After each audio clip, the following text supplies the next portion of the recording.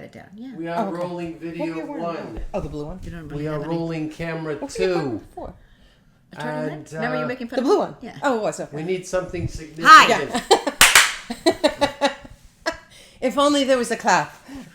Some of the best moments of our episodes when you guys compete for the clap. Now you're being so congenial toward one another. Oh, that'll change. All Give right. us until midnight. Miss Congeniality over here. Yeah, that's us. That doesn't even sound like a word to describe us. She's so congenial. Yeah, no. Hi, I'm April. I'm Charlene. And we're over it. We're over it. Should we even say when we're over or anything? Or no, we're just going to go right into... Yeah. You were so quick the last time we met. I was like, and I'm over. Anyway, we're into the... I was like, let's just get to it. Let's just get to it. Yeah. So this is going to be part 2 of a video we did, a Halloween video, because we were talking about the Amityville horror house that she lived down the street from. Yeah, and I found it fascinating. Yeah. Because we had grown up with this damn house. And because it's such a movie. Yeah, it's like the Manson murders. The Manson murders, the Amityville house, like there are specific, The Exorcist, like there are specific stories, horror stories that we all grew up with, whether fictional or not. This one is not fictional, nonfiction. Jaws, whatever things. We grew up with true shit. We didn't grow up with Saw. It's like our shit was like this. This really happened. And it was happening down the block, by the way. On Long Island, on the south side of Long Island. So this was real stuff. But anyway, so those were, I was thinking of all different stories of like, even when we were kids, the story of Halloween, the movie Halloween, was like so frightening. But that's not real, right? No, that's not real. It is real. I know. No, but that's what I'm saying. There's a difference between watching something and then being removed from it. Like, Jason's not going to get me. But then you're like, okay, that's a little like, Well, we had Richard Ramirez. Oh my God! Right? Yeah, he was real. But I was specifically the saying, Night Stalker, but we're talking about ghost. So we can talk about murder, but I'm not afraid of murder. Like I just go. I'm more afraid. No, but I'm more afraid of like because it's something unseen or the devil. Yes. Like there's a movie, and I'll say it real quick. And my sister's very much like El Diablo, and I go okay. And she had me watch it. Was with Anthony Hopkins called The Right, R-I-T-E, and it was about a journalist. And I can do this very quickly. A journalist goes to Italy and starts journaling. They sent him on assignment to do. This guy, old guy, he's done exorcisms in these small little Italian towns. So he's going with them, and he's like, I don't believe this stuff. This is based on true story. Yeah, and and he grew up as his dad was an undertaker, so he grew up with a lot of dead bodies. So he's like, whatever. Yeah. I don't believe in ghosts, and I also don't believe in that. So his dad had always said something to him, like get this for whatever to. The makeup for the body or the embalming fluid, whatever, and he's like lickety split. So that's what his dad always said to him. Oh so boy, he goes to this. Nope, he goes to this small Italian town, and the girls deform because that's what happens because it gets in there whatever and twists then he's you around. Bending. Yeah, it's like contorting, and the guy's like, in the name of Jesus Christ, and he's like, in Italian. Yeah. So I was saying his background is his dad owned a morgue, so he would say to his son, get the makeup, get the embalming fluid. Like he was very normalized around death. And the kid would go lickety split. So I'm saying, so his father would say, get it lickety split. Oh, the father would say it. Okay. Right. So this is something. Sorry, I'm really bad at it. But thank you. Please interrupt because other people will be like, what the fuck are you talking about? I can follow her. Yeah, but yes, but people can't. Yeah. Right. Now I don't even want to talk. No, so then he went over. Do you understand? So we need the punchline because I know lickety split is coming. I know it's coming. It's the point. So is what scared me. Italy. He goes, I don't believe, but he's gonna journey. He's got to do his job. And he said, and then the girl that the demons threw and looked at him and he goes, lickety split. And then he went he fell over the tables. Yeah. And then after that, he was forced to be a different viewpoint. Yeah. Of the journalism and the Vatican and this Italian exorcist, because I come from a family where my sister's constantly I walk by. Yeah, she's like, someone needs an exorcism. Do you want me to call it? No, I'm just a mabood. I don't need an exorcism. Right. Well, ever since you were... So, anyway, that's what I was saying. We were talking about the Amityville horror, the demons. It's the unseen that scares you. Yes, so you were talking about your famous ghost story. Yes, so I had I know we went all the way around that, but... So I So, what Char was getting to was that I grew up with a ghost in my house. My eyes. This was our teaser from last episode. Yes, there you go. We're paying it off. And I don't even know how much I feel like even going into it, to be honest What? with you. Tell us what happened. Yeah. No, you're It's a a great true storyteller. ghost story? It's a great Yeah, story. yeah, Oh, you're yeah, saying you're yeah. gonna leave parts out? I don't know how Really? much. No. Oh, You you don't have know. to tell. No. I I gotta don't know care now. if the ghost took your clothes off. You're telling this story. I don't care how insane it is. The whole Yes. story. Charlene told a very embarrassing story last season. I know it hasn't been put out yet. Your romantic Rome. interlude. Char in Rome. Romantic. Okay. Oh, So- we got a spit take out of her. I almost say it goes within my nose. Okay, I'll give a quick view. And the reason also, and in the last episode, we talked to my friend DJ, who, of course, was a part of this, as all my friends were. Because I actually was I've written a pilot. A part of the Amityville Horror House. Amityville, and a part of the Ghost in My House. Like, they all knew, right? And it was all kind of like, people around, like, kind Can of you knew. talk to DJ again? About it? Yeah, I probably could. You but should. I'll leave him alone Okay. for today. But so we grew up. So here's how it kind of started. We grew up living on a street. My father was a builder, and across the street was an empty lot. And we were all builders. Italians, all builders. The thing with Italians, like, you build a house and build a bigger house, and build a bigger house and build a bigger house. It's kind of like that's what they do. So my father wanted to buy the lot across the street from where we lived to build a house. And the woman that lived next door, the man and the woman lived next door to the house, didn't want to sell it to him. And they said, we don't want these big Italian monstrosities. We want to keep this like a kind of a little sleepy kind of beach, bed and breakfast community that the island places were back then. They're not anymore. And then the husband died. And my father went right in, knew she'd be like vulnerable to buy the property. And she promised her that he would build a small house.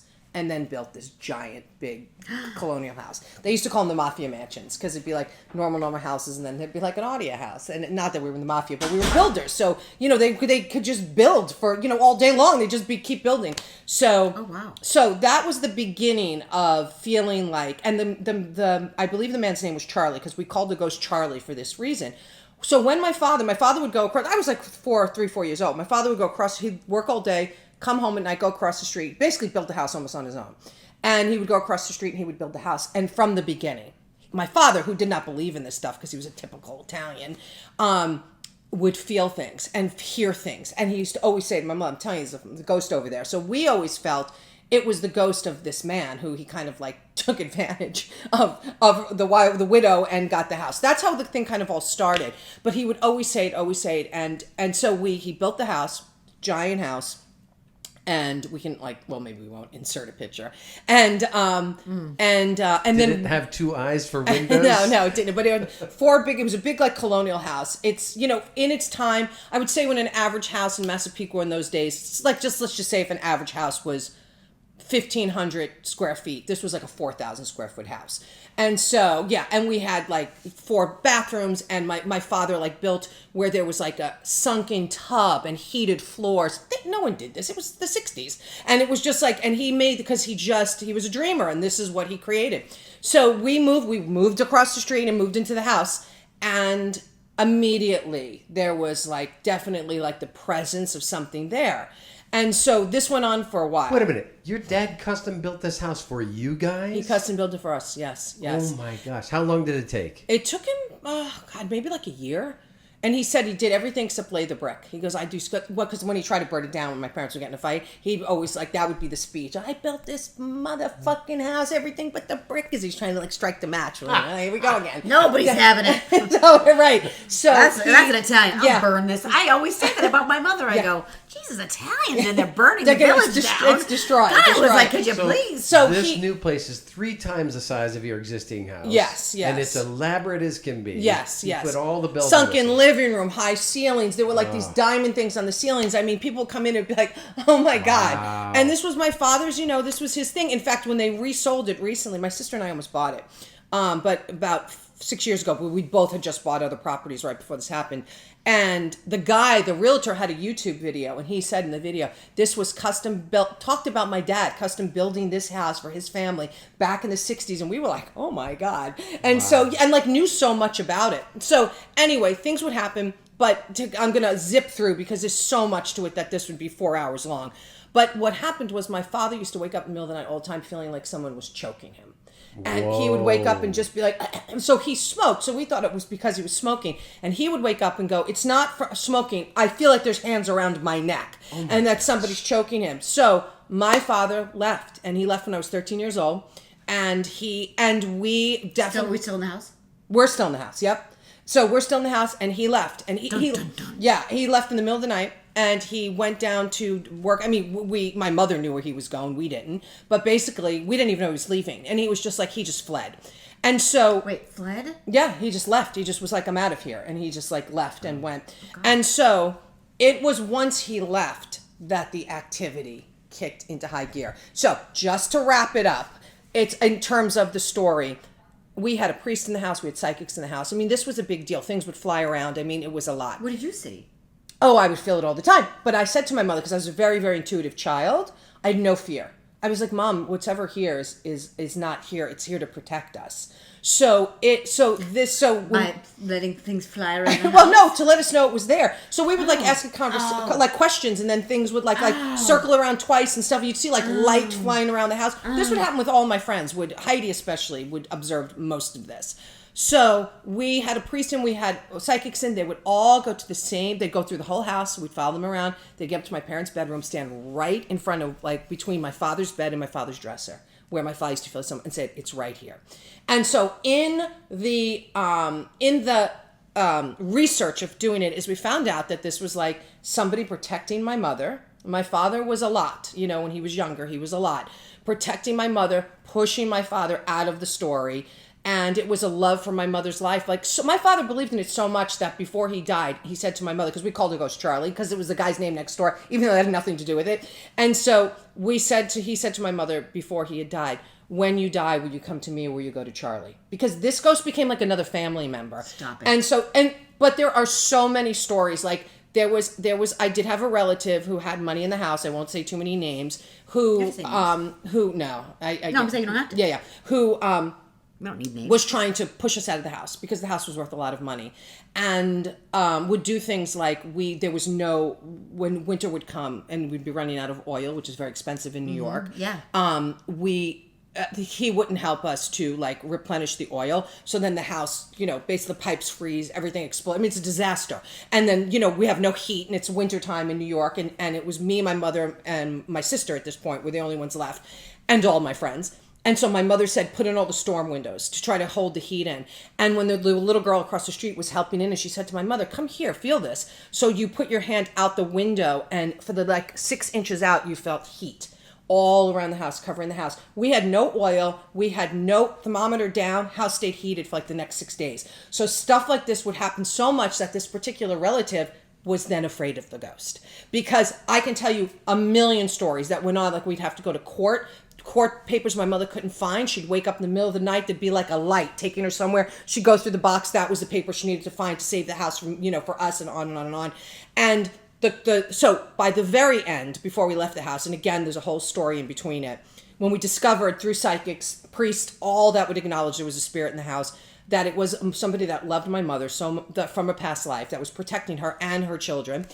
My sister went, and was Spanish. There was a whole Spanish, and he went off to sea to fight a war and never came back. My mother was heartbroken. There was a whole story behind it. And then my sister went to Mexico when she was 16, 17, 18, something like that. Came back, and there was a band. She fell in love with the band leader, who was Spanish, blah, blah, blah, Mexican.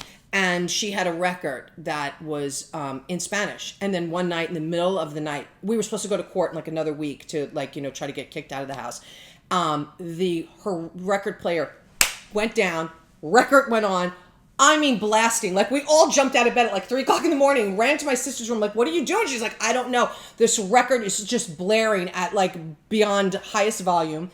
And I said to my mother, we need to translate the lyrics. And the lyrics basically said, like, I love you and I will love you from afar forever, but it's time to let you go. Well, and it was all saying goodbye. And I said to my mother, we're going to lose in court this time. Even though we had fought and won all the time, and we went and we lost. And it was like, it was the ghost's way of basically saying good. Like, it was almost like saying, like, until next time, my love. Like, it's time. And kept us protected until my sister and I graduated high school. All the things my mother had to wish. I just want to get my kids through high school. I want them to stay with their friends. I want them to stay in the house. I want this, that.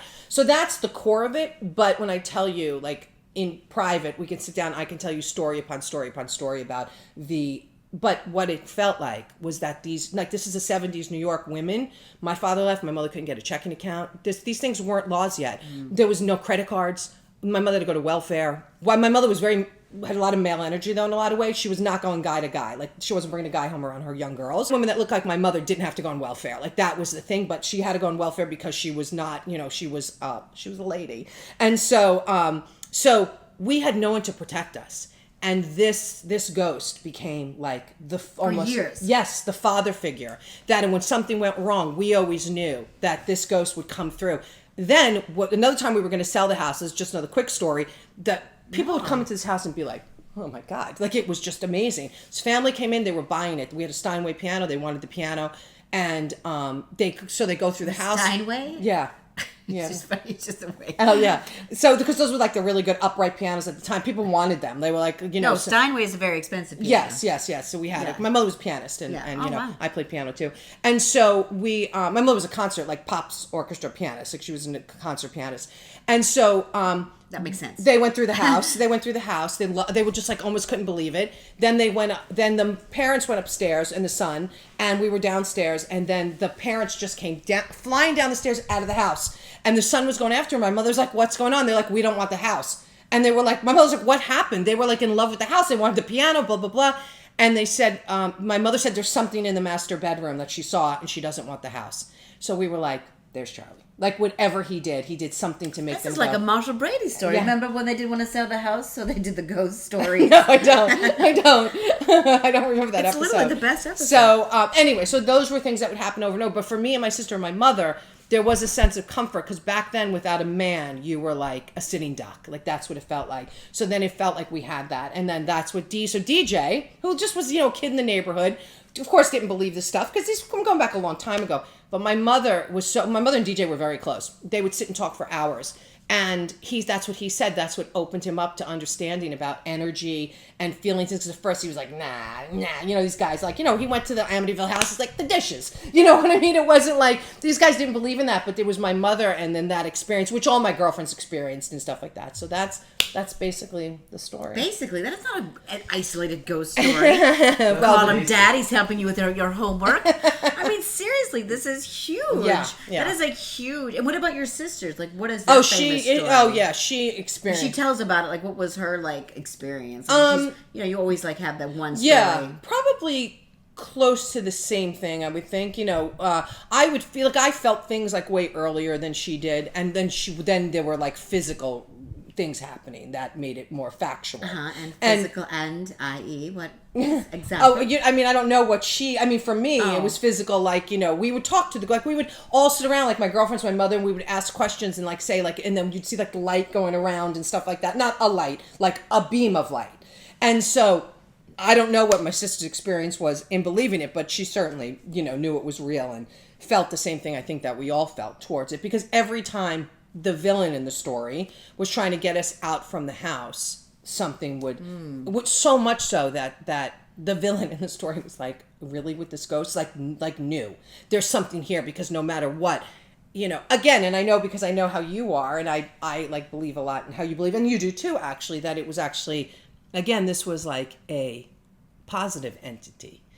Like almost could be a guardian angel, something, doesn't, but back then we didn't know that. We just knew it was a spirit of some sorts, and we don't know what that meant. But really it was a guardian angel of some that really came to protect my mother and her girls. Because men did not leave Long Island my father in the end of his life, because he lived with me. And of course he felt he had lost the rights of fatherhood, because as an Italian, you don't leave your family. But he also knew he had no choice. He said, I felt possessed there, because he has so much PTSD from the war and stuff like that. Where did he go? Went to Texas. It was during the oil boom in Texas, and he went down there to build. Yeah. Oh my God. Yeah. And then, as I have said, my parents got back together 3 times. And so, they were married 3 times. And then at the end of his life, they lived out here with me. So much information. Yeah, with me. They lived out here with me. Ghost, your parents. And they got remarried again out here where I was there. We went down to the courthouse in downtown LA. They got remarried again. At this point, for just like benefits. It's like, okay, my father was a vet, and At this point, I get it. I'll marry you for benefits of SAG after health insurance. If only we could get 100 followers. Please click the subscribe button. We have to add that little subscribe thing. So my father, I really loved my dad. Like, he was very open and honest about, his experiences and stuff, and men of those days, and they were just supposed to be men. And, it was hard for him. And he said he really left because he felt driven out by this spirit. He did feel driven out, but he felt it was actually the best for his family. But he left in shame because men didn't leave, and he knew he was leaving us behind. But it's like when you're, and it takes time to grow and mature. And I wrote the play that I wrote about it that was that short and sweet, that won Best Drama, was called After All, which was about my dad and really me coming to understanding of his and having compassion for his life, that he wasn't just my father, but he was a person that was traumatized and fought a war and blah, blah, blah.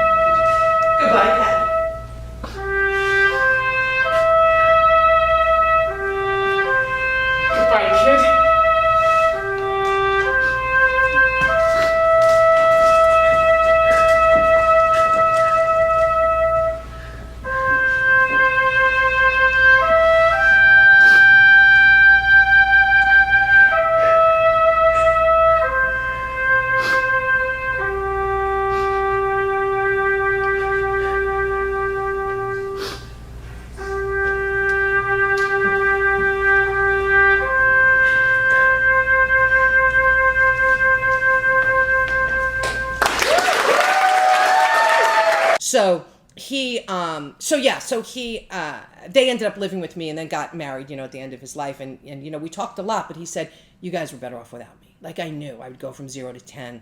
I couldn't stop myself. Yeah. He's like, I couldn't stop I needed to get away. And then when he went to Texas, apparently the story, because he was with the guys down there building, is one night he was running a high fever and he had a full fucking exorcism.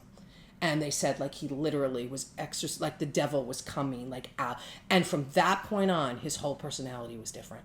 It's like he was calm. He was, like, it was like, even at the end of his life, I was like, when did you get so calm? He's like, I don't know. I just got tired of being angry. But he had that experience where he literally was running a high fever and was hallucinating and just felt like he was, like, pulling, like, something out of his. So there was a lot to it. But I think more so it was about that it's what made me so pro-women, made me such a feminist in a lot of ways, because I saw how once the man was gone, the woman was just left to shit. I mean, not today so much, but back in those days. And my mother was like a guy in her sense. I mean, she was like a beauty queen with like a male's kind of personality. She was going to make it work. She didn't like fall down and dramatic and I need a man. No. She got to work and made it work. And I felt like this was a protection, over us. So there you go. Great story. Thank you. Great. My gosh, thank you so much. Yeah. And I'm glad you cleared it up too. When you said, and my father left, I'm like, what? He went out for dinner? He went out for cigarettes? Oh, right. No, I felt like that the left part. But then you clarified. No, he left. Yeah, he left. He left us behind. Yeah. And all this court stuff, was you fighting to keep the house? Just fighting to keep the house. Foreclosure? Because my father built the house, but it was part owned by him and part owned by a family member, because, they were all builders. And then that family member was like, well, this is my house and I want to sell it because it was such a beautiful house. Of course. I'll sell it and make money for it. And what happened was I was at Friendly's Ice Cream with my girlfriends, and there was a realtor commercial. You remember Friendly's? Friendly's Ice Cream. With the fribble? Yeah. Are you kidding me? And then that's a staple. And right. And then we were looking through like just a realtor magazine, and I remember my girlfriend Deirdre looked down and went, your house is in here. And I remember it said, a woman's dream, a man's ambition. And so he was selling it out from underneath us without letting us know. And then went to courts, had a lot of money, this particular family member, went to the courts and said, that my mother had no dibs on the house. It was like basically, and then one night, this is what happened. We were going to court the next day. We'd never like to stand on. She wasn't on the deed. It was done. My mother woke up at 3 a.m. and there was literally like a light on the floor, and she said there was like a face appeared to her, and so she knew, and she looked up. She had 3 closets, hers, what was my dad, and then a third closet. For weeks, this closet light was always on. I would walk into my mother's bedroom because I used to use her bathroom a lot. I'd walk in, I think, what is my mother looking for in this closet? The light was always on. I'd turn the light off. She thought it was me and my sister doing it. She'd turn the light off. Light was always on. She'd turn the light off. She wakes up now at 3 o'clock in the morning. We're going to court the next day. This thing is appearing there. She looks up. The light's on in this closet. And then she thought, wait, the girls haven't been in here. I went to bed. The light was off. So she went in the closet and she started digging, and she found a deed that she had signed. We went to court the next day, and the judge told said relative, because they lied, that not only can she stay in the house because she is legal owner, which you lied about, so there must have been a false deed, you will leave them alone for the next 3 to 4 years, or you're the one that's going to get sued. And then we were like left. So this was like major, like this is without like the presence of a man. Cue music. Yeah, this is like there was major things like that. So also it's part of my personality too, why I believe in magic, because I witnessed magic. And when I say magic, I don't mean like abracadabra.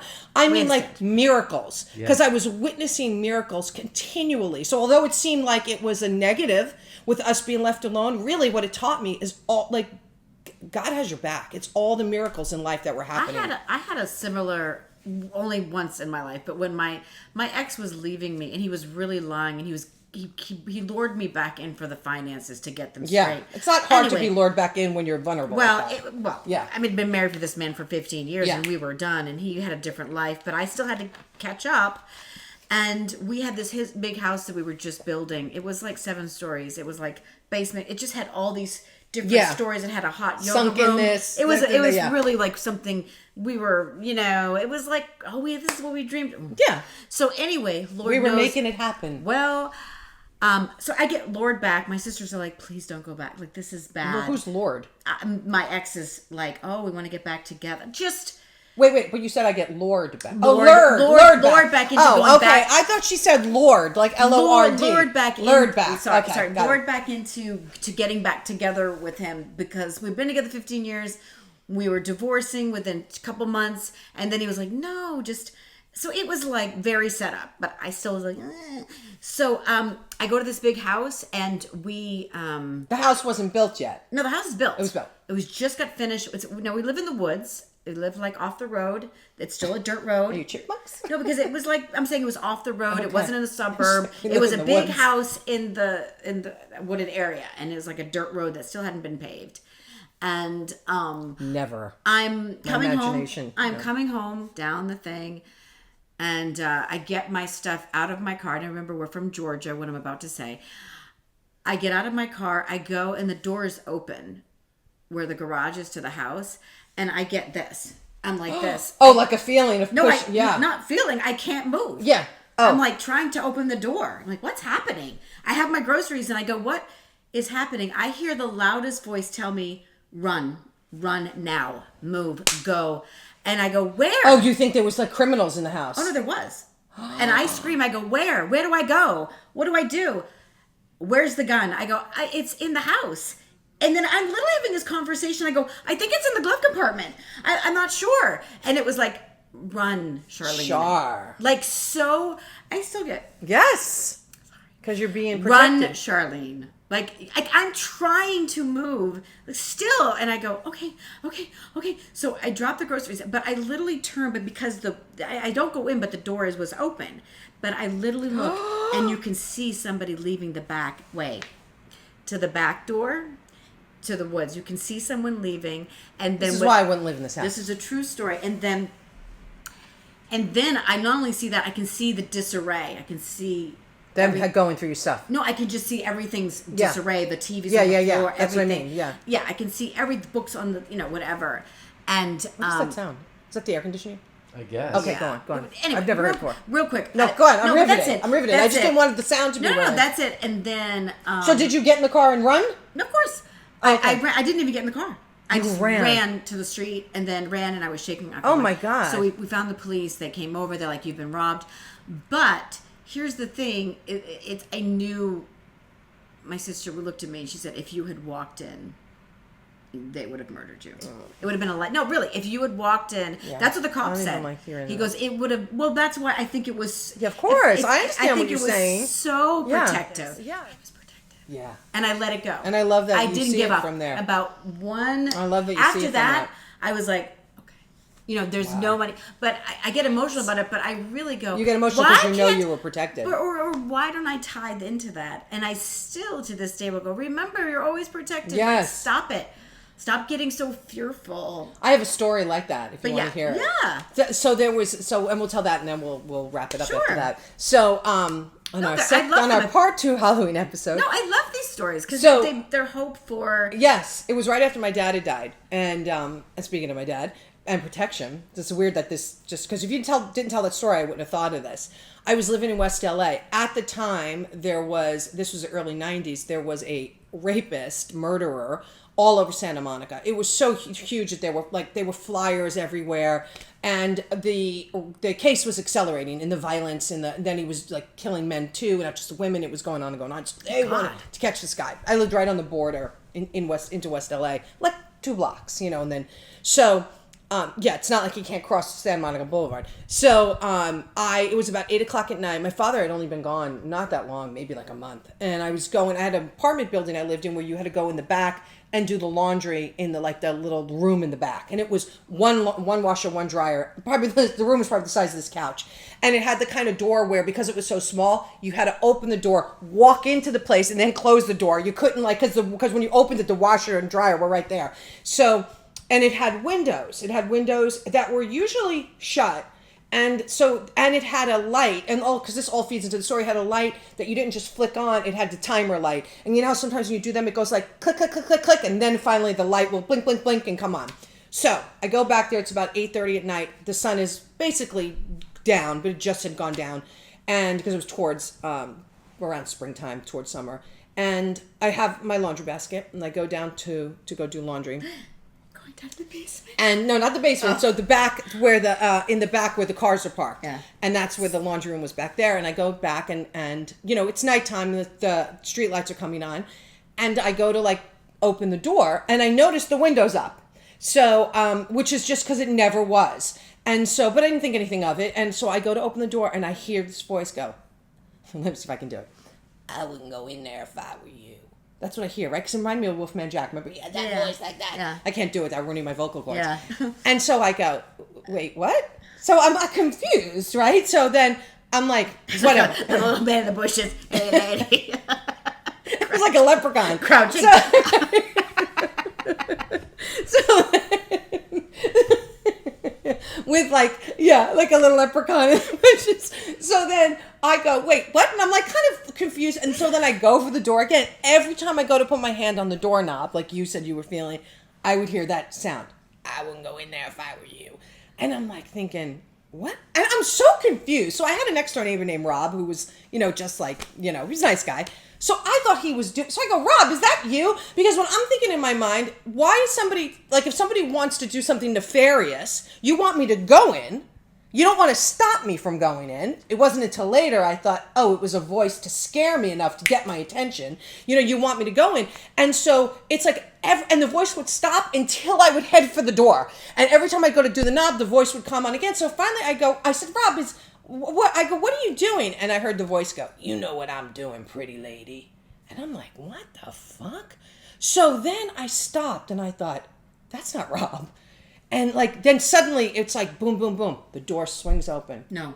Out walks the guy that's on every flyer. No. All over Santa Monica Boulevard. No. Yeah. So this is a crazy thing. No. So I'm standing there holding, all that's between us is my basket of towels. And so I'm standing there. No. And I'm frozen. And I'm looking at him. And so he's looking at me. And then he looks right to the side of me.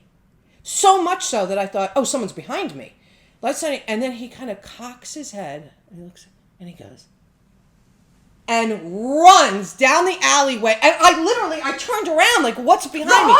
Nothing's right. Nothing's behind me. Runs down the alleyway. And later on, I realized the voice, what he saw was all protecting me. Because every time I went for the doorknob, the voice said, I won't go in there. So he wasn't the voice. No. he was hiding out there waiting for someone to come in. The voice was telling you, but it was don't go in. That's right, there. and it was weird enough. The lesson is after the second time. It was I need two voices. The lesson was the lesson was it wasn't Rob. So it was it wasn't Rob. It wasn't Wolfman Jack. She's like trying to, lady. She's like, will you stop going, lady? Please. I've said it 18 times.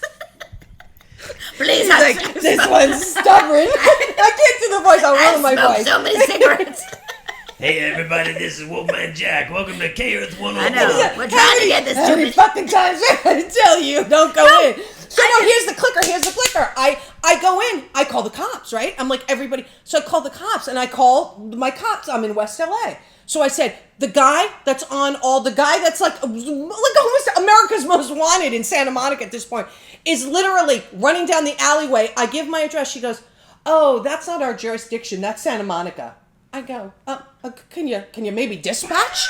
I was like, everybody's looking for this fucking guy. I'm literally telling them where this guy's running. And she goes, that's not our jurisdiction. I'm like, wait, but okay, like maybe he ran over the border. I was like, I could not believe it. That's what I got. I was like, okay, great. Did they catch him? I have no idea. This isn't like where you could look it up, or today you would know social media, what his name is. Did you go to sleep after that? I did, because in an odd way, I felt very protected. And I felt like, to wrap this up in a weird way, and again, I wouldn't have had you not told that story, I wouldn't even have thought of it. I felt it was my dad. That was like protecting me. Great. Yep. Great. So at the end of the day, that my dad came through and protecting me, because otherwise, yes, why would somebody, if they were up to something, keep stopping me from going in? Because you have to go, like if he was crouched, like say near like that wall, by the time I got in, now the door shuts behind me, you can't get the door open again unless you step. I was free game. He could have just stabbed me, killed me, done whatever he wanted, because it's not like you could just run out the door. So the window was open. He probably, went through the screen and opened the door and then went in. That's where the window was open. This is absolutely awful. So, I mean, but you know what I mean? But again, it's like you said before, we are protected. But I thought that the kicker was that they were like, I said, the guy that's on all the posters all over town, She's like, oh, hold on. She's like, oh, that's not our jurisdiction. I'm like, it's not like I called Chicago. I mean, it's do you know what I mean? It's like, guys, do you not talk to each other? Like, is there a territory war between you guys? Man, that's awful. Yeah. Whoever answered the phone, God bless. That was the thing. So I don't, I mean, as I'm sure in time they got the guy. It's like a John Hughes movie, just the guy eating a donut. Yeah, man, that's nice. Right. But, as the guy, the murderer is like running by him, kind of a thing. So anyway, help you. So that's our story. So I guess the moral to the story is we're protected, right? We're all protected. We started off with nightmarish ghost demon stories, and now no, we turned not it this around. one. Mine wasn't a nightmarish ghost demon you're story. right. But I'm saying that was the other episode with the Amityville. Well, that's what I'm saying. And then it turned into these all protection. Entities. Because the one I talked about was protection, like feeling protected, and then you told your story, and then we rolled back to this one. It's lovely. All right. Okay. All right, guys. Thank you. I'm April. Charlene. This is Bill. We're over it. All right. That was good. That was good.